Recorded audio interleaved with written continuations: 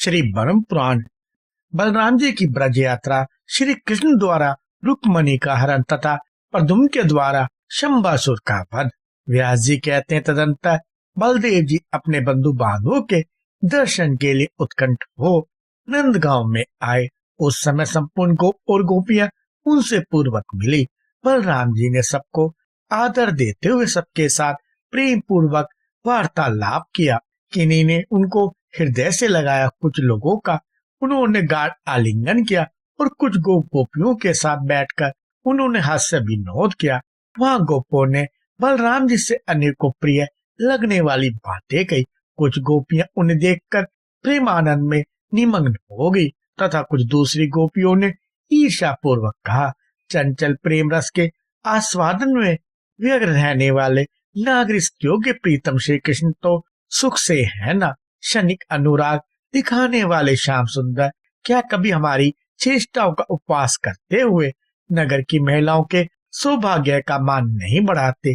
क्या श्री कृष्ण कभी हमारे गीतों का अनुसरण करने वाले मधुर स्वर का स्मरण करते हैं? क्या वे एक बार भी अपनी बातों को देखने के लिए यहाँ आएंगे अथवा उनकी बात करने से हमें क्या लाभ?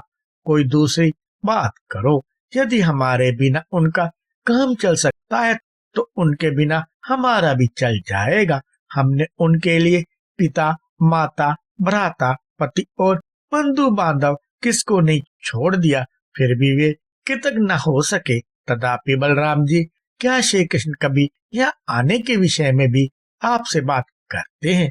दामोदर श्री कृष्ण का मन तो नगर की स्त्रियों में आसक्त हो गया है। हम पर अब उनका प्रेम नहीं रहा, अतः अब हमारे लिए उनका दर्शन दुर्लभ ही जान पड़ता है। भगवान श्री कृष्ण ने गोपियों का चित्त आकृष्ट कर लिया था। वे बलभद्र जी को भी हरे कृष्ण, हे दामोदर कहकर पुकारने और जोर जोर से हंसने लगी। तब बलराम जी ने श्री कृष्ण के सौम्य मधुर प्रेम गर्भित अभिमान शून्य और अत्यंत मनोहर संदेश सुनाकर गोपियों को सांत्वना दी। फिर गोपों के साथ प्रेम पूर्वक हास प्रयास युक्त मनोहर बातें की और पहले की ही भांति वे उनके साथ ब्रज भूमि में विचरण करने लगे। 2 महीने वहां रहकर वे पुनः द्वारका को चले गए। उनका विवाह राजा रेवत की कन्या रेवती से हुआ। उनके गर्भ से बलराम जी ने निषद और उल्मुख नामक 2 पुत्र उत्पन्न किए।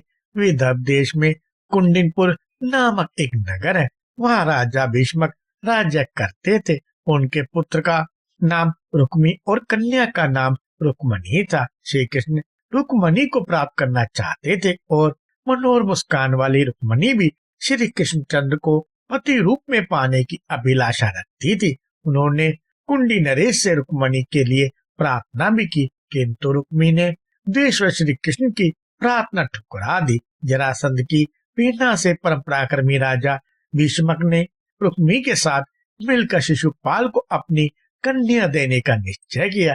शिशुपाल का विवाह संपन्न करने के लिए जरासंध आदि सभी प्रमुख राजा उसे साथ ले कुंडिनपुर में गए। श्री कृष्ण भी बलभद्र आदि यादवों के साथ वह नरेश का विवाह देखने के लिए वह उपस्थित हुए। विवाह होने में एक ही दिन की देर थी। इसी समय श्री हरि ने बलभद्र आदि बंधुजनों पर शत्रुओं के रोकने का भार रखकर राजकुमारी रुक्मणी को हर लिया। इससे पौंड्रिक, दंतव्रत, विदुरथ, शिशुपाल, जरासंध और शाल आदि राजा बहुत कुपित हुए। उन्होंने श्री कृष्ण को मार डालने की भारी चेष्टा की, किंतु बलराम आदि यादव वीरों ने सामना करके उन सबको परास्त कर दिया। तब रुक्मी ने यह प्रतिज्ञा करके कि मैं श्री कृष्ण को युद्ध में मारे बिना कुंडिनपुर में प्रवेश नहीं करूंगा, श्री कृष्ण का पीछा किया। परंतु चक्रपाणी श्री कृष्ण ने हाथी, घोड़े, पैदल और रथों से रुक्मी की चतुरंगी सेना का वध करके उसे लीला पूर्वक जीत लिया और पृथ्वी पर गिरा दिया। इस प्रकार रुक्मी को जीतकर मधुसूदन ने रुक्मणी के साथ विधि पूर्वक विवाह किया। रुक्मणी के गर्भ से बलवान प्रद्युम्न का जन्म हुआ, जो कामदेव के अंश थे, जिन्हें जन्म के समय ही शंबासुर ने हर लिया था और जिन्होंने बड़े होने पर शंबासुर का वध किया था। मुनियों ने पूछा, मुने, शंबासुर ने वीरवर पद्म का अपहरण कैसे किया और महापराक्रमी शंबर पद्म के हाथ से किस प्रकार मारा गया। व्यास जी बोले, ब्राह्मणों, शंबासुर काल के समान विकराल था। उसे यह बात मालूम हो गई थी कि श्री कृष्ण का पुत्र पद्म मेरा वध करेगा। अतः उसने जन्म के छठे दिन ही पद्म को सूतिका ग्रह से हर लिया और उन्हें ले जाकर समुद्र में फेंक दिया। वह उस बालक को एक मत्स्य ने निगल लिया, किंतु उसकी जठाग्नि से तप होने पर भी बालक की मृत्यु न हो सकी। तदंतर मछेरों ने अन्य मछलियों के साथ उस मत्स्य को भी मारा और असुरों में श्रेष्ठ शंबासुर को भेंट कर दिया। उसके घर में मायावती नाम की एक युवती गृह स्वामी थी। वह सुंदरी रसोइयों का आधिपत्य करती थी। उस मछली का पेट चीरा गया, तब उसमें मायावती ने एक अत्यंत सुंदर बालक देखा जो जले हुए कामरूप वृक्ष का प्रथम अंकुर था। यह कौन है, किस प्रकार मछली के पेट में आ गया? इस प्रकार कौतूहल में पड़ी हुई वह किशांगी तरुणी से नारद जी ने कहा, यह संपूर्ण जगत के सृष्टि पालन और संहार करने वाले भगवान श्री कृष्ण का पुत्र है। इसे शंबासुर ने सोरी से चुरा कर समुद्र में फेंक दिया और वहां मत्स्य ने निगल लिया था। वही यह बालक है जो आज तुम्हारे हाथ आ गया। सुंदरी, यह मनुष्यों में रत्न है। तुम पूर्ण विश्वास के साथ इसका पालन करो। देवऋषि नारद के यूं कहने पर मायावती ने उस बालक का पालन किया। उसका अत्यंत सुंदर रूप देखकर वह मोहित थी और बचपन से अत्यंत अनुराग पूर्वक उसकी सेवा करने लगी। जिस समय वह बालक युवा अवस्था की संधि से सुशोभित हुआ, उस समय वह गजगामिनी बाला पद्म के प्रति कामयुक्त भाव प्रकट करने लगी। मायावती ने महात्मा पद्म को सारी माया सिखा दी। उसका मन उन्हीं में रमता था और उसके नेत्र सदा उन्हीं को निहारते रहते थे। मायावती को अपने प्रति आसक्त होते देख कमल नयन पद्म ने कहा, तू मात्र भाव का परित्याग करके यह विपरीत भावना कैसे करती है? मायावती ने कहा, तुम मेरे नहीं भगवान श्री कृष्ण के पुत्र हो। तुम्हें काल रूपी शंबर ने चुरा कर समुद्र में फेंक दिया था। तुम मुझे मछली के पेट से प्राप्त हुए हो, पर यह तुम्हारे पुत्र वत्सला माता आज भी तुम्हारे लिए रोती है। मायावती के यूं कहने पर महाबली पद्म का चित्त क्रोध से व्याकुल हो उठा। उन्होंने शंबासुर को युद्ध के लिए ललकारा और उसकी सारी दैत्य सेना का संहार करके सातों मायाओं को जीतकर उसके ऊपर आठवीं माया का प्रयोग किया। उस माया से पद्म ने काल रूपी शंबर को मार डाला और काश मार्ग से उड़कर वे मायावती के साथ अपने पिता के नगर में आए।